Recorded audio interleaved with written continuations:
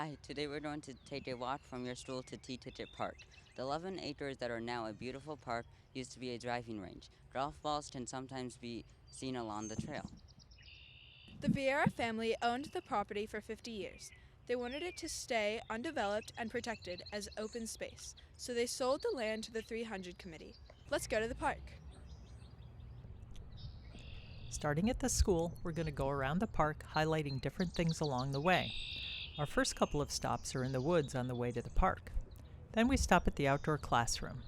From here, we head downhill and take a right on the woodland path and go along until we get to the fence next to the marsh. From here, we continue and take a left toward the observation platform. Then we backtrack toward that intersection, but take a left this time toward the picnic grove. From there, we continue to the top of the pollinator meadow.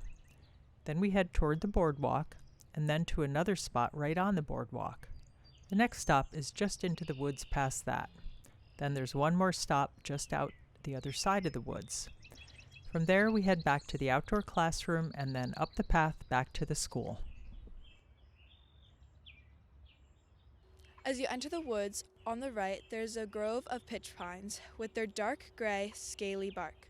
Another way to identify pitch pines is by their needles. There are 3.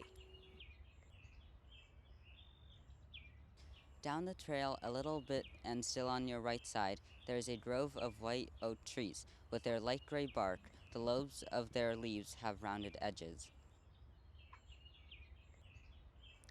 Poison ivy is growing here too. It can grow as a single stem, a shrub, or a vine. The 3 leaves start out shiny red in the spring. By summer, they are dull green and will turn a beautiful red, orange, or yellow in the fall.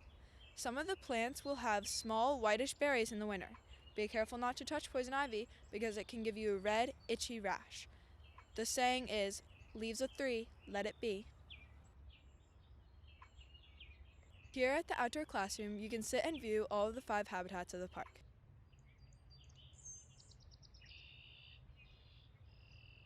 Wetland, grassland, streetscape, pollinator meadow, and woodland. At this lower area, you can see a marsh on the other side of a fence and a wide wetland to the left. Trees that can survive having their feet submerged are the red maple and the willow. The shrubs that thrive in this wet area are the mailberry, the high bush blueberry, and the bayberry, and the willow.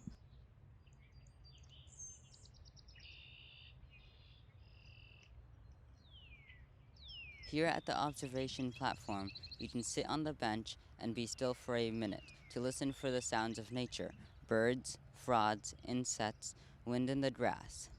What else do you hear? This grassy area is mowed, and there is a wide variety of trees, including dogwood, elm, and bur oaks that were planted here a few years ago. The bur oak is in the same family as the white oak we saw in the woods, so the tips of its leaves are rounded. Maybe you can come back another time to have a picnic with your family. The pollinator meadow has been planted to attract bee pollinators, butterflies, birds, bees, and bats.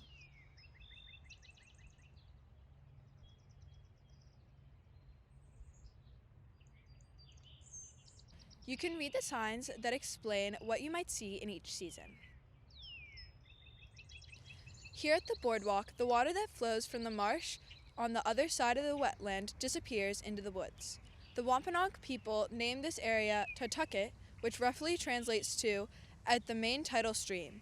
This water goes under and around the Falmouth Mall and into Little Pond and then flows out into the ocean. If you come back for another visit, you can see jewelweed's trumpet-shaped orange flowers below the boardwalk in August. Look for hummingbirds who are attracted to its nectar. As you enter the woodland path, notice the tree off the path to the right with many burls. A tree will grow a burl in response to injury, like damage from insects or fungus.